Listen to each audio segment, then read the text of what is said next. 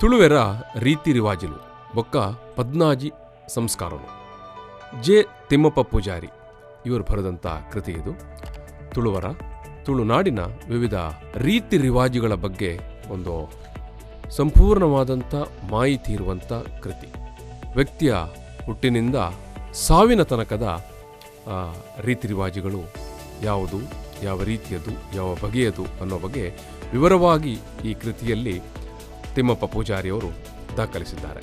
ಅದು ಸೀಮಂತದಿಂದ ಮರಣದ ತನಕದ ಎಲ್ಲ ಆಚಾರ ವಿಚಾರಗಳು, ತುಳುನಾಡಿನ ಮತ್ತು ತುಳುವರ ರೀತಿ ರಿವಾಜುಗಳು ಈ ಕೃತಿಯಲ್ಲಿ ದಾಖಲಾಗಿರುವಂಥದ್ದು.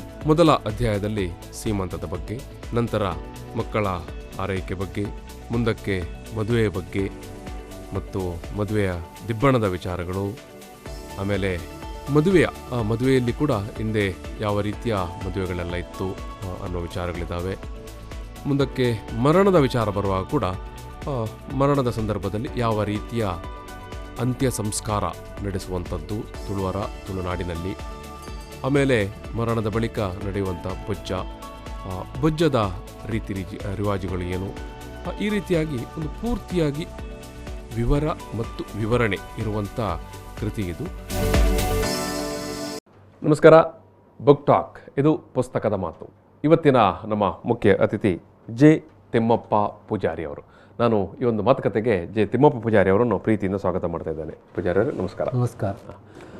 ಜೆ ತಿಮ್ಮಪ್ಪ ಪೂಜಾರಿ ಅವರು ಬರೆದಿರುವಂಥ ತುಳುವೆರ ರೀತಿ ರಿವಾಜುಲು ಬೊಕ್ಕ ಪದ್ನಾಜಿ ಸಂಸ್ಕಾರಗಳು ತುಳುವಿನ ಪುಸ್ತಕ ಇದು. ತುಳು ಭಾಷೆಯಲ್ಲಿ ಬರೆದಿರುವಂಥ ತುಳುವೆರೆ ರೀತಿ ರಿವಾಜುಲು ಬೊಕ್ಕ ಪದ್ನಾಜಿ ಸಂಸ್ಕಾರಗಳು ಅನ್ನುವಂಥ ಪುಸ್ತಕ ಇದು. ತುಳುನಾಡಿನಲ್ಲಿ ತುಳುವರ ಬದುಕು, ಅದು ಬದುಕು ಅಂತ ಹೇಳಿದ್ರೆ ಹುಟ್ಟಿನಿಂದ ಸಾಯುವ ತನಕದ ಬೇರೆ ಬೇರೆ ನಾವು ಮನೆಯಲ್ಲಿ, ಗ್ರಾಮದಲ್ಲಿ, ಊರಿನಲ್ಲಿ ಅಥವಾ ನಮ್ಮ ಸಮುದಾಯದ ಒಳಗಡೆ ಮಾಡುವಂಥ ರೀತಿ ರಿವಾಜುಗಳೇನಿದೆ ಅದರ ಬಗ್ಗೆ ಒಂದು ಪೂರ್ಣವಾದಂಥ ಅಧ್ಯಯನಪೂರ್ಣ ವಿವರಗಳು ಈ ಕೃತಿಯಲ್ಲಿದೆ. ಇದು ತಿಮ್ಮಪ್ಪ ಪೂಜಾರಿ ಅವರ ಇತ್ತೀಚಿನ ಕೃತಿ ಮತ್ತು ತುಳುವಿಗೆ ಸಂಬಂಧಪಟ್ಟ ಹಾಗೆ ಹೇಳೋದಾದರೆ ಅತ್ಯಂತ ಮಹತ್ವದ ಕೃತಿ ಇದು. ಇದನ್ನು ಪ್ರತಿಭಾ ಪ್ರಕಾಶನ ಜಪ್ಪಿನ ಮುಗರು ಈ ಒಂದು ಪ್ರಕಾಶನದ ವತಿಯಿಂದ ಪ್ರಕಟ ಮಾಡಲಾಗಿದೆ. ಸುಮಾರು 276 ಪುಟಗಳಿದೆ. ಒಂಥರ ದೊಡ್ಡ ಪುಸ್ತಕನೇ ಇದು. 300 ರೂಪಾಯಿ ಇದರ ದರ ಕೂಡ. ಈ ಪುಸ್ತಕಕ್ಕೆ ಬೆನ್ನುಡಿ ಬರೆದಿರುವಂಥ ಬೆನೆಟ್ ಜಿ ಅಮ್ಮಣ್ಣ ಅವರು, ಕರ್ನಾಟಕ ತುಳು ಸಾಹಿತ್ಯ ಅಕಾಡೆಮಿಯ ಮಾಜಿ ಸದಸ್ಯರು, ಅವರು ಹೇಳಿರುವಂಥ ಒಂದೆರಡು ಮಾತುಗಳನ್ನು ನಾನು ಇಲ್ಲಿ ಉಲ್ಲೇಖ ಮಾಡಿ ಆಮೇಲೆ ಈ ಪುಸ್ತಕದ ಬಗ್ಗೆ ತಿಮ್ಮಪ್ಪ ಪೂಜಾರಿ ಅವರು ನಮ್ಮ ಜೊತೆಗೆ ಮಾತಾಡಲಿಕ್ಕಿದ್ದಾರೆ. ಅವರು ತುಳುವಿನಲ್ಲಿ ಬರೆದಿರುವಂಥ ಬೆನ್ನುಡಿ ಇದು. ಸಾಲೆಗ್ ಬೆರಿಪಾಡ್ದು ಬೆನಿಯರ ಸುರುಮಲ್ತಿನ ತಿಮ್ಮಪ್ಪೇರು ಮಲ್ಪಂದಿನ ಬೇಲೆ ಇಚ್ಚಿ. ಅಂದರೆ ಶಾಲೆಗೆ ಬೆನ್ನು ಹಾಕಿ ಹೊರಗೆ ಬಂದಂಥ ತಿಮ್ಮಪ್ಪ ಪೂಜಾರಿ ಅವರು ಮಾಡದ ಉದ್ಯೋಗಗಳಿಲ್ಲ, ಬೇರೆ ಬೇರೆ ಉದ್ಯೋಗಗಳಲ್ಲಿ ಅವರು ತೊಡಗಿಕೊಳ್ತಾರೆ. ಜೊತೆಗೇನೆ ಅವರು ತುಳುವರ ತುಳುಕೂಟ, ಬಿಲ್ಲವ ಸಂಘ, ನಾರಾಯಣಗುರು ಸಂಘ, ಕೊರಲ್ ಎಸ್ಟೇರ್ ಮೊದಲಾದ ಸಂಘ ಸಂಸ್ಥೆಯಲ್ಲಿ ತನ್ನನ್ನು ತೊಡಗಿಕೊಳ್ತಾರೆ ಮತ್ತು ಅವರು ಬರೀಲಿಕ್ಕೆ ಕೂಡ ಆರಂಭಿಸ್ತಾರೆ. ಅದು ನಾಟಕ ರೂಪಕಗಳನ್ನು ಬರೀತಾರೆ. ಅದು ಯಾವಾಗ ಅವರು 5ನೇ ತರಗತಿಯಲ್ಲಿ ಕ್ಲಾಸ್ ಬಿಡುವ ಸಂದರ್ಭದಲ್ಲೇ ಅವರು ಬರೆದಿರುವಂಥದ್ದು. ಬಡವೇರಗಾದ ಬದುಕೋಡ, ಬದಿತ್ತ ಬಿದಿ, ಕರಿಮಣಿದ ಸಾಕ್ಷಿ, ಬುದ್ಧಿಯಂತೇರು, ಧರ್ಮರಾಜ್ಯದ ದೊರೆಗಳು, ಬಲಿಕೊರ್ಪಿ ಕುರಿಕುಳು ಮೊದಲಾದ ನಾಟಕಗಳನ್ನು ಅವರು ಬರೆದಿರುವಂಥದ್ದು. ಕೂಕುಳು ಅವರ ಕವನ ಸಂಕಲನ, ಪಕ್ಕ ಗಾದೆಲೆಡು ಅಡಂಗಿದಿ ಕತೆಕ್ಕುಲು ಅನ್ನುವಂಥ ಅವರ ಇನ್ನೊಂದು ಕೃತಿ. ಸೊ ಅವರು ಅಷ್ಟು ಮಾತ್ರ ಅಲ್ಲ, ಅವರು ಒಂದು ಈ ನಾಟಕವನ್ನು ಕೂಡ ಬರೆಯುವುದರ ಜೊತೆಗೆ ಅದನ್ನು ಸ್ಥಳೀಯ ಸಂಘ ಸಂಸ್ಥೆ ಯುವಕ ಮಂಡಳಿಗಳ ಜೊತೆಗೆ ಅದನ್ನು ಪ್ರಕಟಿಸುವಂಥ ಕೆಲಸವನ್ನು ಕೂಡ ಮಾಡ್ತಾರೆ.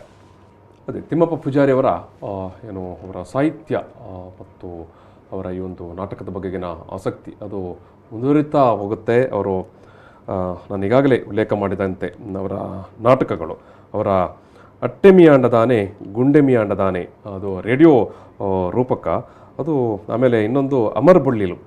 ಈ ಅಮರ್ ಬುಳ್ಳಿಲು ಅನ್ನುವಂಥ ರೂಪಕ ಅದು ಸುಮಾರು 80 ಅಷ್ಟು ಪ್ರದರ್ಶನ ಕೂಡ ಆಗಿದೆ. ಕೂಕುಳು ಅದು ಕವನ ಸಂಕಲನ, ಗಾದೆಲೆಡೆ ಅಡಂಗಿದೆ ಕತೆಕುಲು, ಬಪ್ಪ ಬಸಪ್ಪನ ಪದಕುಲು ಪನ್ಪಿ ಹೇಳುವಂಥ ಪುಸ್ತಕಗಳು. ಆಮೇಲೆ ಭಾರಿ ಮುಖ್ಯವಾದದ್ದು ಮ್ಯಾಕ್ಬತ್ ಮತ್ತು ಜೂಲಿಯಸ್ ಸೀಸರನ್ನು ಆ ನಾಟಕವನ್ನು ತುಳುವಿಗೆ ಕೂಡ ಅನುವಾದ ಮಾಡಿದಂಥ ಒಂದು ಹೆಚ್ಚುಗಾರಿಕೆ ಅದು ತಿಮ್ಮಪ್ಪ ಪೂಜಾರಿ ಅವ್ರದ್ದು. ನಾನು ಇವತ್ತು ಮಾತಾಡ್ತಾ ಇರುವಂಥ ಕೃತಿ ತುಳುವೆರೆ ರೀತಿ ರಿವಾಜುಲು ಬೊಕ್ಕ 16 ಸಂಸ್ಕಾರಗಳು, ತುಳುವರ ರೀತಿ ರಿವಾಜುಗಳು ಹಾಗೂ 16 ಸಂಸ್ಕಾರಗಳು ಅನ್ನುವಂಥ ಕೃತಿ ಇದು. ಇಡೀ ಆ ತುಳು ಜನರ ಬದುಕು ಮತ್ತು ಅವರ ರೀತಿ ರಿವಾಜುಗಳನ್ನು ಈ ಪುಸ್ತಕದಲ್ಲಿ ತಿಮ್ಮಪ್ಪ ಪೂಜಾರಿ ಅವರು ನಮ್ಮ ಮುಂದೆ ತೋರಿಸಿಕೊಟ್ಟಿದ್ದಾರೆ. ಮತ್ತು ಒಂದು ದಾಖಲೆ ಇದೊಂದು ಒಂಥರ ಒಳ್ಳೆಯ ದಾಖಲೀಕರಣ ಕೂಡ ಹೌದು. ತುಳುವಿನ ಮಟ್ಟಿಗೆ ಈ ರೀತಿಯ ದಾಖಲೀಕರಣ ಆಗಿಲ್ಲ. ಒಂದಷ್ಟು ಜನ PhD ಪ್ರಬಂಧಕ್ಕೆ ಅಧ್ಯಯನಗಳನ್ನು ಮಾಡಿರ್ಬೋದೇ ಹೊರತು ಈ ರೀತಿಯಾಗಿ ಒಂದು ಪುಸ್ತಕದ ಸ್ವರೂಪದಲ್ಲಿ ಬಂದದ್ದು ಕಡಿಮೆ. ತಿಮ್ಮಪ್ಪಣ್ಣ, ಇಂಥ ಒಂದು ನೀವು ನಾಟಕವನ್ನು ಬರೆದವರು, ರೂಪಗಳನ್ನು ಬರಿತಾ ಇದ್ದವರು, ಜೊತೆಗೆ ಅನುವಾದಗಳನ್ನು ಮಾಡ್ತಾ ಇದ್ದವರು, ನಾಟಕವನ್ನು ಆಡಿಸ್ತಾ ಇದ್ದವರು, ನೀವು ಈ ರೀತಿ ಒಂದು ಕೃತಿಯನ್ನು ತುಳುವರ ರೀತಿ ರಿವಾಜುಲು ಅವರ ಈ ಒಂದು ವಿಚಾರದ ಮೇಲೆ ಕೃತಿಯನ್ನು ಬರೀಲಿಕ್ಕೆ ಅದು ಹೇಗೆ ನಿಮಗೆ ಪ್ರೇರಣೆ ಆಯಿತು? ಏನು ಕಾರಣ, ಯಾವ ಉದ್ದೇಶ? ಅದಂದರೆ ನಮಗೆ ತುಳುವಿನಲ್ಲಿ ಇಂಥ ಒಂದು ಇದು ಬಾಯ್ದಾರಿಯಾಗಿ ಇದ್ದಂಥ ವಿಷಯ ನನಗೊಂದು ಯೋಚನೆ ಬಂತು.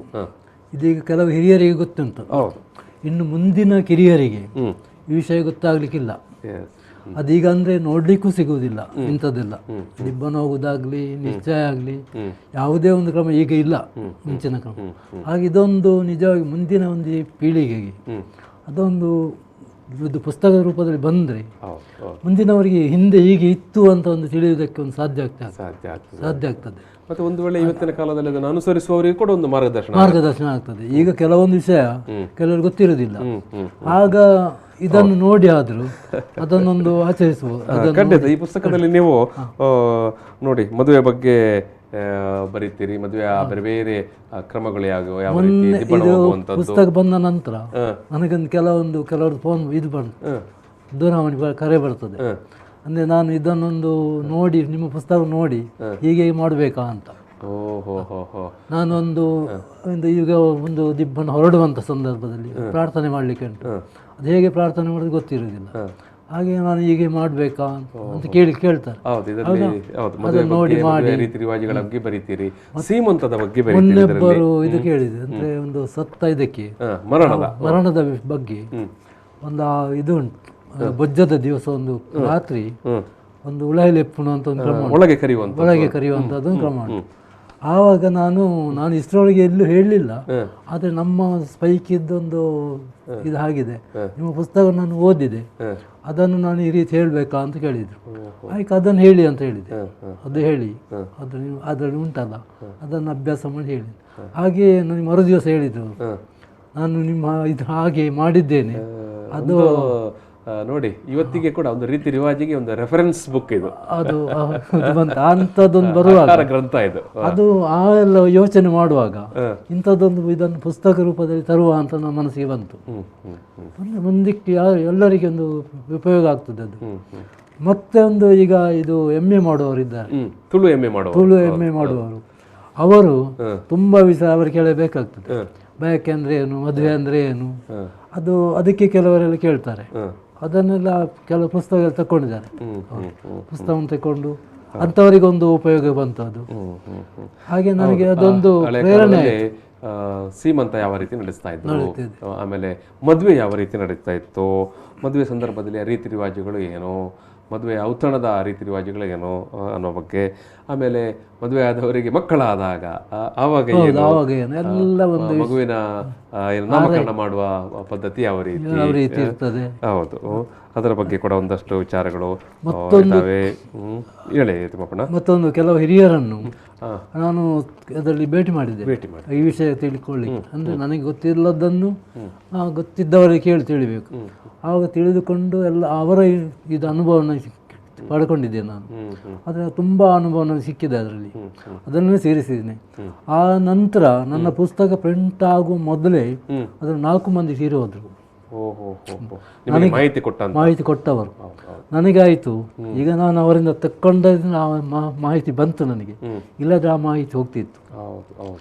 ಅವರ ಹಿರಿಯರಲ್ಲಿ ಇದ್ದಂತ ಒಂದು ನಮ್ಮ ನಡುವಿನ ಹಿರಿಯರನ್ನು ಕಳ್ಕೊಂಡು ಹೋಗುವಾಗ ಕೇವಲ ಅಲ್ಲಿ ಒಬ್ಬ ವ್ಯಕ್ತಿ ನಮ್ಮನ್ನು ಬಿಟ್ಟು ಹೋಗುದಲ್ಲ, ಅವರೊಟ್ಟಿಗೆ ಒಂದು ಮಾಹಿತಿ ಅದೆಲ್ಲ ಅವರೊಟ್ಟಿಗೆ ಹೋಗ್ತದೆ ಅಂತ. ಇಂಥ ಒಂದು ಪುಸ್ತಕ ಇದ್ರೆ ಅವರ ಅನುಭವ ಈ ಪುಸ್ತಕದ ರೂಪದಲ್ಲಿ ಉಳಿಯುತ್ತದೆ, ದಾಖಲೀಕರಣ ಉಳಿಯುತ್ತದೆ. ಅವರು ಒಂದು ವೇಳೆ ಅವರು ಇಲ್ಲದಿದ್ರು ಅವರ ಅನುಭವ ಅಲ್ಲಿ ಉಳಿಯುತ್ತದೆ. ಅದೆಲ್ಲವನ್ನು ಯೋಚನೆ ಮಾಡಿ ನಾನು ಇದನ್ನು ಮಾಡಿದ್ದು. ಮತ್ತೊಂದು ನನಗೊಂದು ಆಸೆ ಇತ್ತು, ಈ ಕೆಲವು ಹಿರಿಯರಲ್ಲಿ ಈ ಅಜ್ಜಿ ಕಥೆ ಎಲ್ಲ ಉಂಟು, ಅಜ್ಜಿ ಕಥೆ ಉಂಟು, ಮತ್ತೆ ಗಾದೆ ಉಂಟು, ಗಾದೆ ಕಥೆ ಉಂಟು, ಅದನ್ನೆಲ್ಲ ಒಂದು ಸಂಗ್ರಹ ಮಾಡ್ಬೇಕಂತ ಒಂದು ಆಸೆ ಇತ್ತು. ಅಂತ ಸಂದರ್ಭ ಕೆಲವು ಹಿರಿಯರೆಲ್ಲ ಕಳೆದು ಹೋದ್ರು, ಇನ್ನು ಅದು ಸಿಕ್ಕುವಂಥದ್ದಲ್ಲ. ಅದು ದೊಡ್ಡ ಒಂದು ಭಂಡಾರ, ನಿಜವಾಗಿ ಒಂದು ದೊಡ್ಡ ಕನಜವೇ ಆಗ್ತಿತ್ತು ಅದು. ಅದನ್ನೆಲ್ಲ ನಾವು ಕಳ್ಕೊಂಡಿದ್ದೇವೆ. ಈಗ ಈ ಪುಸ್ತಕದಲ್ಲಿ ನೀವು ಕೊನೆಯ ಅಧ್ಯಾಯದಲ್ಲಿ ಬರುವಾಗ ಮರಣಕ್ಕೆ ಸಂಬಂಧಪಟ್ಟ ಹಾಗೆ ಕೂಡ ಬರೀತೀರಿ. ಹೌದು, ಅಂದ್ರೆ ಕೇಳುವವನಿಗೆ ಬಾರಿ ಸಣ್ಣ ವಿಚಾರ ಆಗಿರ್ಬೋದು, ಈ ಮರಣದ ಏನಿರುತ್ತೆ ಅಂತ. ಅದ್ರ ನಿಜವಾಗಿ ಅನೇಕ ರೀತಿ ರಿವಾಜಿಗಳು ಮರಣದ ಸಂದರ್ಭದಲ್ಲೇ ಇರುವಂತಹದ್ದು. ಎಷ್ಟೋ ಸಂದರ್ಭದಲ್ಲಿ ಆ ಸಂದರ್ಭದಲ್ಲಿ ಯಾರು ಹಿರಿಯರುಗಳು ಅಕ್ಕಪಕ್ಕ ಇಲ್ಲದಿದ್ದರೆ ಜನ ಕೈಕಾಲು ಬಿಡ್ತಾರೆ. ಕ್ರಮವೇ ಗೊತ್ತಿರುವುದಿಲ್ಲ.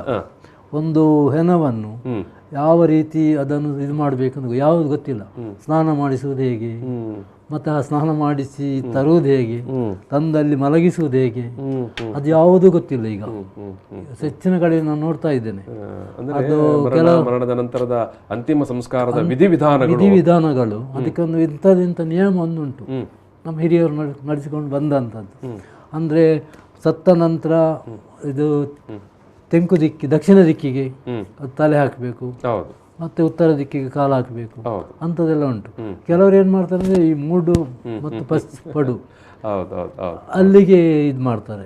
ಅದು ನಿಜವಾಗಿ ಸತ್ತ ನಂತರ ಇಲ್ಲ, ಅದು ನಾವು ಜೀವಂತ ಇರುವಾಗ ಮಾತ್ರ ಮೂಡು ಪಡು ಅಂತ ಹೇಳಿ.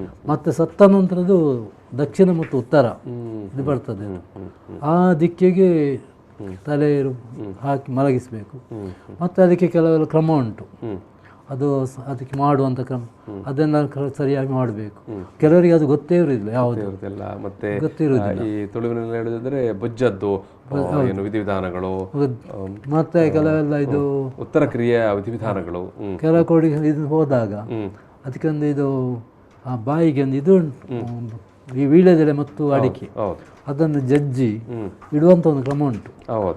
ಮೃತದೇಹದಲ್ಲಿ ಮೃತದೇಹವನ್ನು ದಹನ ಮಾಡುವುದಕ್ಕಿಂತ ಮೊದಲು ಅದಕ್ಕೆ ಇಡುವಂತ ಕ್ರಮ ಉಂಟು. ಅದನ್ನು ಏನ್ ಮಾಡ್ಬೇಕಂದ್ರೆ ಒಂದು ತೆಂಗಿನಕಾಯಿಯಲ್ಲಿ ನಮ್ಮ ಹೊಸ್ತಿಲುಂಟಲ್ಲ, ಹೊಸ್ತಿಲಲ್ಲಿ ಅದನ್ನು ಆ ತೆಂಗಿನಕಾಯಿಯಲ್ಲಿ ಜಜ್ಬೇಕು. ಜಜ್ಜಿ ಪುಡಿ ಮಾಡಿ ಮತ್ತೆ ಆ ತೆಂಗಿನಕಾಯಿಯನ್ನು ಅದೇ ಹೊಸ್ತಿಲಿಗೆ ಒಡೆದು 2 ಭಾಗ ಮಾಡಬೇಕು. 2 ಭಾಗ ಮಾಡಿ ಒಂದು ಭಾಗ ತಲೆಯಲ್ಲಿ ಮತ್ತೊಂದು ಮರಣವನ್ನು ಮಲಗಿಸಿರುವ ಮೃತದೇಹದ ಅಥವಾ ಮರಣದ ಒಂದು ಒಂದು ಗಡಿಯನ್ನು ತಲೆಯ ಭಾಗದಲ್ಲಿ ಮತ್ತೊಂದು ಕಾಲಿನ ಭಾಗದಲ್ಲಿ ಇರಿಸುವ. ಅದನ್ನು ಅಕ್ಕಿ ಮತ್ತು ಭತ್ತ ಹಾಕಿ, ಅದು ಕೂಡ ಅಕ್ಕಿ ತಲೆಯ ಇದು ಬುಡದಲ್ಲಿ ಇರಬೇಕು, ಇದು ಭತ್ತ ಕಾಲ ಬುಡದಲ್ಲಿ ಇರಬೇಕು. ಕೆಲವರೇನು ಅದನ್ನು ಆಚೆ ಈಚೆ ಮಾಡ್ತಾರೆ. ಮತ್ತೆ ಅದಕ್ಕೂ ಆ ಗಡಿಯ ಉಂಟು, ಅದು ಹೆಣ್ಣು ಗಡಿ ಮತ್ತೆ ಗಂಡು ಗಡಿ, ಅದನ್ನು ಇಡುವ ಅದೆಲ್ಲ ಕೆಲವರಿಗೆ ಯಾರಿಗೆ ಗೊತ್ತಿರೋದಿಲ್ಲ. ಅದು ಮತ್ತೆ ಅದಕ್ಕೊಂದು ಬತ್ತಿ ಹಾಕಿ ಅದಕ್ಕೆ ದೀಪ ಹಚ್ಚುವಂತ, ಆ ಗಡಿಗೆ ಎಣ್ಣೆ ಹಾಕಿ ಬತ್ತಿ ಹಾಕಿ ದೀಪ ಉರಿಸುವಂಥದ್ದು ಕ್ರಮ ಉಂಟು. ಅದು ಕೆಲವರಿಗೆ ಯಾವುದು ಗೊತ್ತೇ ಇಲ್ಲ. ಈಗ ಏನು ಮಾಡಿ ಮೊನ್ನೆ ಒಂದು ಕಡೆಯಲ್ಲಿ ಆಯ್ತು ಹಾಗೆ. ಅದು ನಿಜವಾಗಿ ಅವರು ಜಜ್ಜಿ ಮತ್ತೆ ತೆಂಗಿನ ಹೊಡಿಬೇಕಿತ್ತು. ಇವರು ಮೊದಲು ತೆಂಗಿನಕಾಯಿ ಹೊಡೆದು ಮತ್ತೆ ಇದರಲ್ಲಿ ಈಗ ಒಂದು ಗಡಿಯಲ್ಲಿ ಅದನ್ನು ಜಜ್ತಾ ಇದ್ದಾರೆ. ಮತ್ತೆ ಮಲಗಿಸುವಾಗ ಕೂಡ ಆಚೆ ಈಚೆ ಮಲಗಿಸ್ತಾರೆ. ಯಾವ ದಿಕ್ಕಿಗೆ ತಲೆ ಆಗಬೇಕು, ಯಾವ ದಿಕ್ಕಿಗೆ ಕಾಲಿರಬೇಕು, ಯಾವುದು ಗೊತ್ತಿರೋದಿಲ್ಲ. ಅಂಥದ್ದೊಂದು ಮಾಹಿತಿ ಇದರಲ್ಲಿ ಇದ್ದರೆ ಕೆಲವರು ಅದನ್ನು ನೋಡಿ ಆದರೂ ಒಂದು ಈ ರೀತಿ ಮಾಡಬಹುದು ಅಂತ. ಮತ್ತೆ ಶೃಂಗಾರ ಮಾಡುವಂಥದ್ದು, ಶೃಂಗಾರ ಮಾಡೋದು ಯಾಕೆ, ಅದೆಲ್ಲ ಒಂದು ಗೊತ್ತಿರುವುದಿಲ್ಲ. ತುಳುನಾಡಿನ ತುಳುವರ ಬದುಕಿನ ರೀತಿ ರಿವಾಜುಗಳನ್ನು ಮತ್ತೆ ಅದನ್ನು ಕಟ್ಟಿಕೊಟ್ಟಿದ್ದೀರಿ.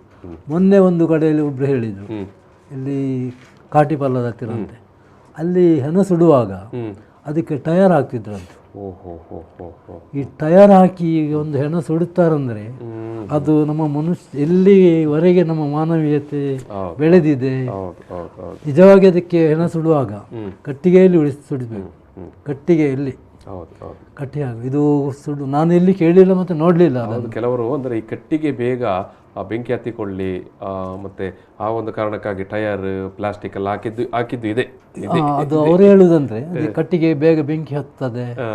ಆದ್ರೆ ಅವರು ನಾನು ಹೇಳುವರು ಇದು ಇನ್ನೊಂದು ಕಾಲ ಬರ್ಬೋದು. ಅಂದ್ರೆ ಇದು ಹೆಣವನ್ನು ನಾವು ಇದು ಸುಡುವುದು ಬೇಡ, ಉಳುವುದು ಬೇಡ, ಹೀಗೆ ಕಸ ಕೊಂಡೋಗ್ತಾರೆ. ಆ ಕಸ ಕೊಂಡೋಗ್ಲಿ ಅಂತೇಳಿ ಅಂತ ಕೊಡುವಂಥ ಪರಿಸ್ಥಿತಿ ಬರ್ಬಹುದಾ ಅಂತೇಳಿ ಒಂದು ಸಂಶಯವನ್ನು ಕೂಡ ಅವರು ವ್ಯಕ್ತಪಡಿಸಿದರು. ಇಂಥದ್ದೆಲ್ಲ ಪರಿಸ್ಥಿತಿ ಬರುವಾಗ ಅದು ನಮ್ಮ ಆಚಾರ ಎಲ್ಲ ಎಲ್ಲೆಲ್ಲಿ ಹೋಗ್ತದೆ.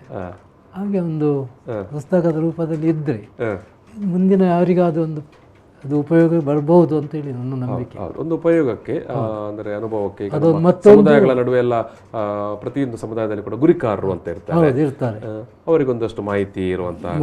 ಮತ್ತೊಂದು ನೀವು ಹೇಳಿದಾಗೆ ತುಳುವಿನ ಬಗ್ಗೆ ಒಂದು ಜನಪದೀಯ ನೆಲೆಯಲ್ಲಿ ಅಧ್ಯಯನ ಮಾಡುವವರಿಗೆ ಅವರಿಗೆಲ್ಲ ಒಂದು ಒಳ್ಳೆಯ ಒಂದು ಆಕಾರ ಒಂದು ಒಳ್ಳೆಯ ಕೃತಿಯನ್ನು ವೀಕ್ಷಕರೇ ತಿಮ್ಮಪ್ಪ ಪೂಜಾರಿ ಅವರು ನಮ್ಮ ಮುಂದೆ ಇಟ್ಟಿದ್ದಾರೆ. ಅವಕಾಶ ಮಾಡಿಕೊಂಡು ಈ ಪುಸ್ತಕವನ್ನು ಓದಿ. ತುಳುವಿನ ಬಗ್ಗೆ ಒಂದು ಅಪರೂಪದ ಕೃತಿ ಇದು, ಮತ್ತೊಂದು ಒಳ್ಳೆಯ ದಾಖಲೀಕರಣ. ಮತ್ತು ಒಂದು ಬಾರಿ ಓದಿಕೊಂಡ್ರೆ ಈ ತುಳುನಾಡಿನ ರೀತಿ ರಿವಾಜುಗಳು ಯಾವ ರೀತಿ ಇದ್ದವು ಹಳೆಯ ಕಾಲದಲ್ಲಿ, ಮತ್ತು ಆಲ್ಮೋಸ್ಟ್ ಇವಾಗ ಕೂಡ ಯಾವ ರೀತಿ ಇದೆ ಅನ್ನೋದರ ಬಗ್ಗೆ ಒಂದು ಚಿತ್ರಣ ನಮ್ಮ ಕಣ್ಣ ಮುಂದೆ ಮೂಡುತ್ತೆ. ತುಳುವೆರೆ ರೀತಿ ರಿವಾಜಿಲು ಬೊಕ್ಕ ಪದ್ನಾಜಿ ಸಂಸ್ಕಾರನು, ಈ ಕೃತಿಯ ಬಗ್ಗೆ ಇವತ್ತು ತಿಮ್ಮಪ್ಪ ಪೂಜಾರಿ ಅವರು ನಮ್ಮ ಜೊತೆಗೆ ಮಾತಾಡಿದರು, ವಿವರಗಳನ್ನು ಕೂಡ ನೋಡಿದರು. ಅವರಿಗೆ ನಾನು ಸಮಸ್ತ ವೀಕ್ಷಕರ ಮತ್ತು ಓದುಗರ ಪರವಾಗಿ ಪ್ರೀತಿಪೂರ್ವಕವಾದ ಧನ್ಯವಾದ ಸಮರ್ಪಣೆ ಮಾಡ್ತಾ ಇದ್ದೇನೆ. ತಿಮ್ಮಪ್ಪಣ್ಣ ನಮಸ್ಕಾರ. Thank you.